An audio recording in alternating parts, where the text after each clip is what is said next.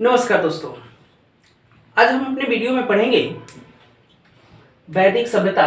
दोस्तों, इससे पहले वाली जो वीडियो आई थी हमारी सिंधु घाटी की सभ्यता, जो कि मैंने तीन तीन वीडियो में कंप्लीट किया है उसे, और शेष अभी बचे होंगे कुछ, तो उसको हम लोग नेक्स्ट वीडियो में कंप्लीट करेंगे। तो आज हम लोग वैदिक सभ्यता पढ़ेंगे, ये भी 2-3 वीडियो में कंप्लीट होगी दोस्तों, क्योंकि अभी हम लोग मेन रूप से ऑब्जेक्टिव के दृष्टिकोण से और प्री की जो तैयारी होती है उसके दृष्टिकोण से अभी देख रहे हैं। जो भी इंपॉर्टेंट पॉइंट्स है इसमें, उन सभी की चर्चा करेंगे, जो कि आपके आने वाले प्रीलिम्स के लिए बहुत ही फायदेमंद होंगे। तो शुरू करते हैं अभी हम वैदिक सभ्यता। दोस्तों, जैसे कि अभी हमने पढ़ा था सिंधु घाटी सभ्यता, तो सिंधु घाटी सभ्यता जब उसकी खोज नहीं हुई थी, तो हमें ऐसा लगता था कि हम लोगों को पता था कि वैदिक जो सभ्यता है यही प्राचीनतम सभ्यता है, जैसा कि हमारे हिस्ट्री में बताया जाता है। लेकिन हड़प्पा कालीन या सिंधु सभ्यता, जैसे ही सिंधु घाटी की सभ्यता जैसे ही खोज हुई उसकी, तो हमें पता चला कि सबसे जो पुरानी सभ्यता थी वह सिंधु घाटी की सभ्यता थी। तो दोस्तों, हमारे जो इतिहास में वर्णित है, जैसे पूर्ण रूप से उल्टा ही है। जैसे कि अभी हमने सिंधु घाटी सभ्यता में पढ़ा था कि उस टाइम पे नगरीय व्यवस्था थी। नगरीय व्यवस्था मतलब क्या था कि नगरीय व्यवस्था थी, और वहाँ पे कैसे नगर सुव्यवस्थित हुआ करते थे। नालियों की जो स्थिति या नगर पंचायत की स्थिति जो थी, या शहरों का स्थिति था, वो सभी क्या था, जैसे स्नानागार मिले थे, वहाँ पे अन्नागार मिले थे। तो इन सब को देखने के बाद पता चला था कि वहाँ कैसी सुविकसित सभ्यता थी। लेकिन अगर अभी हम लोग बात करें तो जस्ट उसके अपोजिट है, जो कि वैदिक सभ्यता है। तो दोस्तों, एक बहुत बड़े गैपिंग के बाद जो है, यानी कि बहुत अभी तक कोई ऐसे अवशेष नहीं मिले हैं, या पुरातत्व विभाग को ऐसे कुछ जानकारियां नहीं मिली है कि वैदिक सभ्यता और सिंधु घाटी सभ्यता के बीच के कोई भी सिविलाइजेशन हुए हैं, ऐसा कुछ। ये आशा है कि अगले जो आने वाले दिनों में इसकी भी चर्चा मतलब इसकी भी खोज हो चुकी होंगी, क्योंकि इन सभी चीज़ों में काफ़ी टाइम लगता है दोस्तों। ऐसा नहीं कि एक ही बार में कुछ हो जाता है। तो इनकी दोनों सभ्यताओं के बीच में बहुत ही बड़ा गैपिंग हो गया। तो इसका जो काल माना जाता है 1500 बीसी से लेकर के 1600 बीसी के लगभग इसका माना जाता है। 600 बीसी 1500 बीसी से लेकर के 600 बीसी तक ऐसा माना जाता था। तो इसको हम लोग दो कैटेगरी में बांटेंगे, एक पूर्व वैदिक काल है, दूसरा उत्तर वैदिक काल है। तो दोस्तों, दोनों को थोड़ा सा हम लोग डिटेल 2 वीडियो बनाकर कवर करेंगे, क्योंकि यहाँ पे उतना सारा बताना संभव नहीं है।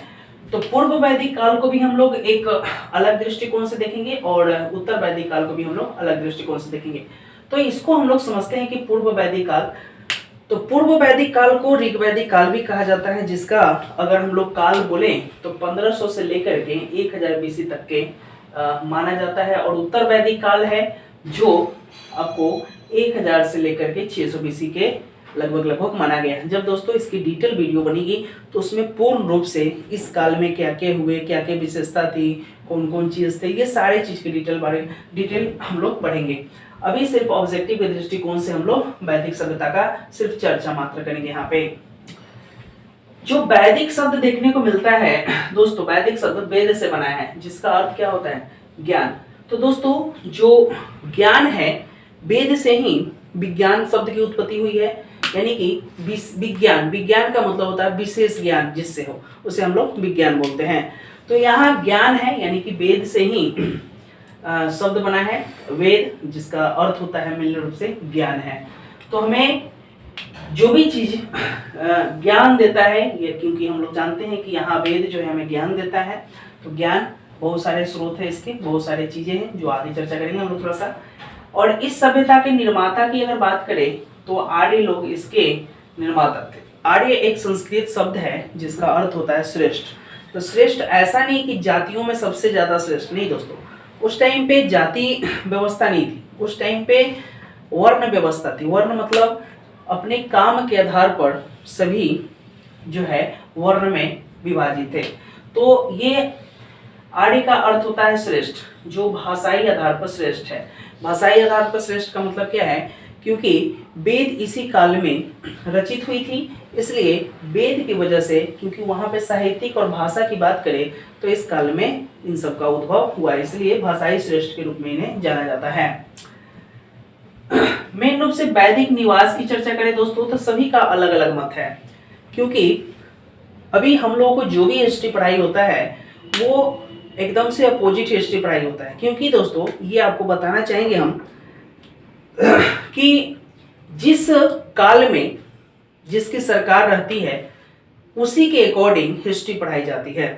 जैसे कि अभी हमें हिस्ट्री में यह नहीं पढ़ाया गया कि औरंगजेब आए, चाहे जो भी आए, लूट के ले गया, चाहे ये किया वो किया, इस तरह से पढ़ाई नहीं होती है। क्योंकि वो अगर पढ़ाया जाएगा तो क्या होगा, हो सकता है बवाल हो जाए, हो सकता है जगह जगह दंगे फसाद हो जाए। इसके लेकर होता क्या है कि हमारे, जैसे अभी कुछ दिनों पहले मैंने पेपर में देखा था कि अभी जो हिस्ट्री पढ़ाई होने वाली है उसकी सिफारिश, जैसे एनसीईआरटी की बुक आने वाली है, तो उसमें कहा गया है कि जो भी हमारे लोकल स्तर पर, यानी कि जो भी भारतीय जो क्या बोलते हैं उसको, जो वीर सपूत थे और जो योद्धा महाराजा थे या राजाएं थे, उनकी चर्चा यानी कि उनकी गाथाएं पढ़ाई जाए। क्योंकि अभी जस्ट हम लोग को उल्टा पढ़ाया जाता है। तो इस सिलसिले में होता क्या है कि हम लोग जब भारत के हैं तो भारत के बातों पर ज्यादा विश्वास नहीं करते हैं, क्योंकि जो चीज बाहरी व्यक्ति आया और बाहरी चीज से कह कर गया उस पर विश्वास करते हैं। तो दोस्तों अपोजिट है, हालांकि यही हमारा सिलेबस है, इसी सिलेबस को कंप्लीट करना है। तो सिलेबस के अनुसार से देखते हैं कि वैदिक निवास कहाँ कहाँ देखे गए थे। तो इसमें मैक्स मुलर साहब ने कहा था कि जो आर्य लोग आए थे वह मध्य एशिया से भारत में आए थे। क्योंकि यहाँ अगर वेद में बात करें तो वेद में सिंधु नदी की चर्चा है, सरस्वती नदी की चर्चा है, यमुना और गंगा नदी की चर्चा है। तो उन्होंने कहा था कि मध्य एशिया से भारत में क्या कौन आए थे, आर्य लोग आए थे। डॉक्टर संपूर्णानंद ने कहा था कि आल्पस पर्वत से ये लोग आए थे, जो कि यूरेशिया, शायद ये यूरेशिया यूरोपीय ऐसे कुछ करके है, थोड़ा सा देख लीजिएगा, ये मुझे भी कंफ्यूजन है थोड़ा सा, यहाँ पे यूरेशिया लिखा हुआ था वहां पे। तो अल्पस पर्वत से ये सब आए थे। बाल गंगाधर तिलक ने कहा था कि आर्कटिक, जो कि उत्तरी ध्रुव, वहां से लोग आए थे। तो आपको पता है दोस्तों, जब हम लोग ये ग्लोब पर देखते हैं तो ये हमारा उत्तरी ध्रुव होता है, और यहीं से बाल गंगाधर तिलक ने बोला था कि भारत में आए थे। स्वामी दयानंद सरस्वती ने ये कहा था कि ये तिब्बत से आए थे। तो दयानंद सरस्वती ने कहा था तिब्बत से आए थे, क्योंकि दयानंद सरस्वती ने चारों वेद यहाँ से तो नहीं लाए थे, ये ईरान से लाए थे, है ना। तो अपनी धरोहर अपने देश में नहीं है, क्योंकि यहाँ से जितने भी आक्रमणकारी आए वो सब हमारे देश की जो संपत्ति थी या जितनी भी साहित्यिक ग्रंथ थे वो सभी लूट कर ले गए। और इस लूट के ले जाने के बाद क्या हुआ कि हमारे पास कोई भी स्रोत उस तरह से उपलब्ध नहीं है जिससे एक्यूरेट जानकारी मिल सके। तो जो भी हमें जानकारी मिलती है, क्योंकि यह सिलेबस इसी को पढ़ना है, हम लोग इसको चेंज तो कर नहीं सकते, तो यहाँ से हम लोग ये देखेंगे। दयानंद सरस्वती जी ने कहा था कि यह तिब्बत से आए थे। अब देखते हैं कि ये जो वैदिक काल है इसकी जानकारी के स्रोत कहाँ कहाँ से मिले। तो दोस्तों हमें पता होता है कि कोई भी चीज की जानकारी हमें दो स्रोतों से मिलता है। एक तो साहित्यिक दृष्टिकोण से, साहित्यिक का मतलब क्या है कि उस टाइम पे जो लोग रहे होंगे वो उन्होंने उस चीज को लिखा और आज भी वो प्रमाण उपलब्ध हो, ये। दूसरा है कि पुरातत्व विभाग से, यानी कि जो भी चीज की खनन हुई, यानी कि खोज हुई, खुदाई हुई, उसके माध्यम से जो भी चीज मिली वो दूसरा स्रोत होता है। तो ये यहाँ क्या है, दोनों स्रोत हैं, एक साहित्य की बात करें और दूसरा पुरातत्व विभाग, यानी कि दोनों की हम लोग बात कर सकते हैं यहाँ पे। अब हम लोग देखते हैं पुरातात्विक स्रोत जो कौन कौन से हैं, यानी कि सबसे इसमें फेमस है दोस्तों ये बोगाजकोई अभिलेख है। ये दोस्तों पूछे जाते हैं क्वेश्चंस यहाँ से। बोगाजकोई अभिलेख है जो कि 1400 BC के अभिलेख है उस टाइम के। तो उसमें कहा गया है कि उस टाइम पे वैदिक सभ्यता का नींव पड़ा था, और उसमें जो है जो वेद थे उसमें उस टाइम पे पूजा होती थी इंद्र की, वरुण की, मित्र के और नासत्य का उल्लेख है। तो यानी कि 1400 BC में जो एक अभिलेख आया था उनमें इन सभी की चर्चा है, और उसको उसके आधार पर भी हमें वैदिक सभ्यता को समझने में मदद मिलती है और पढ़ने में भी मदद मिलती है। तो दोस्तों यहाँ से थोड़ा सा ध्यान रखें कि यहाँ से 1-2 क्वेश्चन बनते हैं आपके प्रीलिम्स में। आगे देखते हैं पूर्व वैदिक काल। तो पूर्व वैदिक काल जो है इसमें क्या क्या चीज मिले हैं, ये इस चीज की बात भी हो रही है, क्या क्या चीज है उसमें। तो गौड़िक मृतभांड की चर्चा है उसमें, और उत्तर वैदिक काल में दोस्तों ये बताया है हम आपको, दोनों को एकदम डिटेल पढ़ाने वाले हैं हम, एकदम धैर्य रखिए, अभी बस यहाँ ऑब्जेक्टिव दृष्टिकोण से देखेंगे। तो इसमें चित्रित धूसर मृतभांड की चर्चा है। तो ऊपर वाला जो गौड़िक मृतभांड है उसको OCP भी बोला जाता है, तो ये भी ध्यान रखिएगा थोड़ा सा, और नीचे वाले के PGW भी बोला जाता है। तो ये ध्यान रखेंगे, ये सब थोड़ा सा पुरातात्विक शब्द है, तो ये थोड़ा सा ध्यान रखेंगे हम लोग इस चीज को। आगे हम लोग बात करेंगे साहित्यिक स्रोत कौन से हैं। साहित्यिक स्रोत सबसे बड़ा स्रोत है वेद, जिसकी हम लोग चर्चा कर रहे हैं। तो दोस्तों सबसे पहले आपको पता होना चाहिए, ये तो पता ही होगा आपको कि वेद क्या है, 4 है, तो चारों की चर्चा हम लोग करेंगे। तो सबसे पहला देखते हैं ऋग्वेद। तो ऋग्वेद में क्या क्या है इसकी चर्चा करेंगे। तो ऋग्वेद को सबसे प्राचीन वेद भी माना जाता है, तो दोस्तों ये ध्यान रखना। तो सबसे प्राचीन वेद अगर क्वेश्चन पूछे जाते हैं तो हम लोग ऋग्वेद टिक करके आ सकते हैं। दूसरा है इसके संकलनकर्ता कौन है, यानी कि इन्हें कौन संग्रह किए थे। तो संग्रह किए थे कृष्ण द्वैपायन और वेद व्यास ने इनका संकलन किया था। क्योंकि दोस्तों पहले वेद जो था लिखित रूप में नहीं था, क्योंकि आपको भी पता है कि लिखन शैली का विकास नहीं हुआ था, तो लिखने की व्यवस्था उस टाइम पे नहीं थी। तो उस टाइम पे क्या होती थी कि जो भी आचार्य लोग होते थे या पुरोहित लोग होते थे वो वेदों की चर्चा करते थे अपने शिष्यों से, या जगह जगह घूम घूम करके वेदों का क्या है ज्ञान बांटते थे। तो इस तरह से क्या था उस टाइम पे श्रुति टाइप का था, श्रुति का मतलब सुनना सुनाना इस तरह से थी। क्योंकि दोस्तों जैसे हमारा श्रावण मास होता है, श्रावण मास, तो श्रावण का मतलब होता है श्रावण मतलब सुनना, तो श्रावण मतलब श्रवण करना, श्रवण शब्द से बना है, श्रवण का मतलब होता है सुनना। तो दोस्तों क्या होता था कि जब हमारी खेती गृहस्थी हो जाती थी, क्योंकि आपको पता है कि वैदिक काल जो है कृषि प्रधान सभ्यता रहा है और पशुपालन प्रधान सभ्यता रहा है।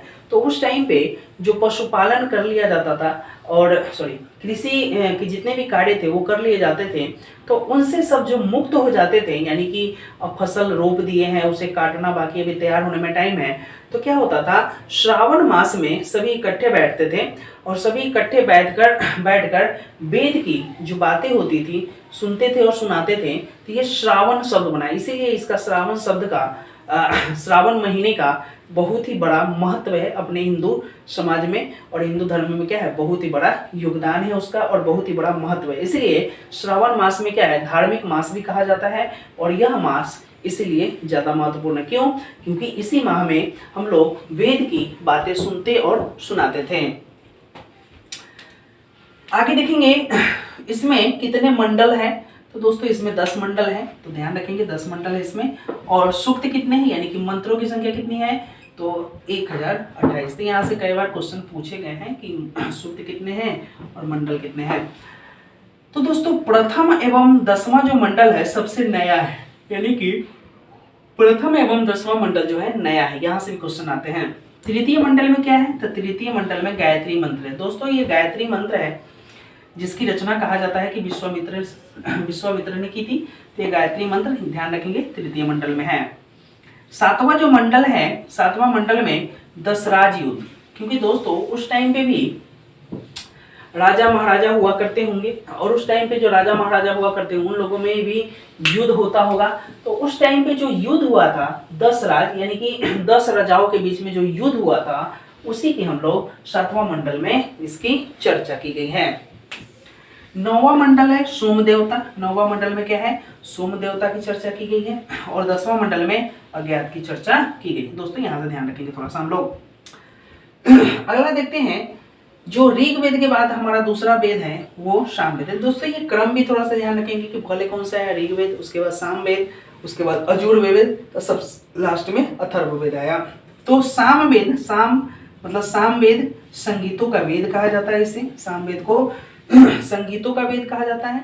सर्वप्रथम अगर सारे गामा पौधा निशा ये सब जो हम लोग पढ़ते हैं संगीत में, यह 7 स्वरों का सबसे पहले प्रयोग यहीं पे हुआ था। सबसे पहला प्रयोग 7 स्वरों का यहीं पे देखने को दोस्तों मिलता है। यजुर्वेद की बात करें हम लोग, यज्ञ के जितने भी विधि का वर्णन है इसमें किया गया है। जो यजुर्वेद है इसमें जैसे हवन कैसे करना चाहिए, यज्ञ वगैरह, यज्ञ से रिलेटेड जितने भी, क्योंकि सिंधु घाटी सभ्यता में भी हमने देखा कि अग्नि कुंड या हवन कुंड के भी अवशेष मिले हैं। तो ऐसा बोला जा सकता है कि सिंधु घाटी जो सभ्यता थी उस टाइम पे भी हवन वगैरह हुआ करती थी, या अग्नि कुंड मिलने के साक्षी यानी कि हवन हुआ करता था। तो उस टाइम पे भी हम लोग देख सकते थे, यानी कि उस टाइम पे भी यज्ञ हुआ करते होंगे। तो यज्ञ के जो साक्ष्य हैं, यानी कि यज्ञ का जो वर्णन है दोस्तों, यह यजुर्वेद में मिला हुआ है। और यह किस में है, गद में, पद में है। ये तो गद और पद दोनों है दोस्तों, ये तो ध्यान रखना पड़ेगा आपको।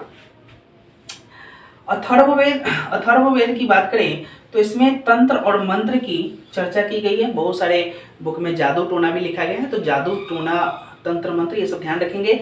वशीकरण का वेद इसे बोला जाता है दोस्तों, किसी को वश में करना, मंत्र मारकर जैसे होता है ना, ये सारी चीजें। अथर्ववेद को ही ब्रह्म वेद कहा जाता है, यानी कि श्रेष्ठ वेद भी कहा गया है। तो दोस्तों यहाँ से भी क्वेश्चन कभी कभी आ जाते हैं कि किस वेद को हम लोग ब्रह्म वेद या श्रेष्ठ वेद के नाम से जानते हैं। तो ब्रह्म वेद या श्रेष्ठ वेद की जब भी चर्चा होगी दोस्तों तो ध्यान रखेंगे अथर्ववेद का। और सबसे बाद का वेद ये है, यानी कि सबसे बाद में जो वेद आया था ये क्या है, ये हमारा अथर्ववेद है। तो दोस्तों ये ध्यान रखेंगे थोड़ा सा। इसके साथ साथ हम लोग चलते हैं कुछ अगले टॉपिक पे। ऋग्वेद, यानी कि यहाँ पे वेद की चर्चा की गई है और यहाँ पे अध्येता उसके कौन थे और इसके उपवेद कौन है। तो ऋग्वेद के अध्येता यानी कि जो अध्ययन करते थे या स्टार्टिंग की जो बात हो रही थी उसकी चर्चा की गई, तो इसको कहा जाता है होत्री। तो ऋग्वेद के अध्येता कौन थे, होत्री। और इसके उपवेद कौन सा है, तो ऋग्वेद के आयुर्वेद। सामवेद, उसके अध्येता को उद्गाता कहा जाता है, ध्यान रखेंगे। और इसका जो है उपवेद कौन सा है, गंधर्ववेद। तो दोस्तों यहाँ से भी बहुत सारे क्वेश्चन आ सकते हैं कि सामवेद के उपवेद कौन से, तो गंधर्ववेद, ये ध्यान रखेंगे हम लोग। अजुर्वेद इसके अध्येता कौन है, अध्यवर्यु इसके अध्येता रहे हैं। और इसका जो है उपवेद की बात करें तो धनुर्वेद है। तो दोस्तों यहाँ से ध्यान रखेंगे थोड़ा सा, क्योंकि बहुत सारे पॉइंट्स है इसमें आपको ध्यान रखना पड़ेगा। अथर्ववेद की बात करें तो अभी बताएं, जिसको ब्रह्मा जी ने लिखा था, ये और ब्रह्म की चर्चा है, यानी कि ब्रह्मवेद भी बोला जाता है इसको। और इसमें इसके शिल्प वेद भी इसके क्या है, उपवेद है। दोस्तों कुछ मिस्टेक हो भी सकते हैं लिखावट में, तो थोड़ा सा आपको दिख भी नहीं रहा हो तो ये ध्यान रखना थोड़ा सा, क्योंकि हर बुक से थोड़ा सा कवर करना बड़ा मुश्किल होता है। तो 2-3 बुक से मैं कवर करता हूँ, तो ध्यान रखेंगे थोड़ा सा। अब क्या है, उपनिषद की बात करें तो दोस्तों वहाँ पे वेद थे, उपवेद थे, उपनिषद की चर्चा भी की गई है वहाँ पे। तो आरण्यक का मतलब क्या होता है कि जो व्यक्ति तपस्वी हुआ करते हैं, तपस्वी का मतलब जो जंगलों में तपस्या करके कोई भी चीज़ का प्रचार किया कर, किसी भी जो वेद है उसकी अगर ज्ञान बांटते हैं उसको आरण्यक के नाम से बोला जाता है। तो कौशितकी यत्र है, तो इसकी चर्चा आरण्यक इसके यहाँ पे खाली जगह है, यानी कि ऐसा अभी तक ज्ञात नहीं है। केन छांदोग्य, तो इसके है जैमिनीय और छांदोग्य भी है इसके। तैतरिया मैत्रायणी, तो तैतरिया और शतपथ ब्राह्मण, इसकी भी चर्चा हम लोग दोस्तों डिटेल में करेंगे थोड़ा सा उत्तर वैदिक काल या पूर्व वैदिक काल में। पिपलाद सैनिक, तो इसमें है गोपथ, ये थोड़ा सा ध्यान रखेंगे। आरण्यक इसके कौन है, गोपथ है। उपनिषद हमारा पिपलाद सैनिक है और उसके आरण्यक है गोपथ है, तो ये थोड़ा सा ध्यान रखेंगे। तो दोस्तों यहाँ पे हमने देखा जितने भी ऑब्जेक्टिव टाइप के क्वेश्चंस हमारे बन सकते थे उन सभी को पॉइंट वाइज करके देखा, और आशा करते हैं कि ये वीडियो आपको समझ में आया होगा। और इसी के साथ नेक्स्ट पार्ट में हम लोग फिर मिलते हैं, तब तक के लिए नमस्कार।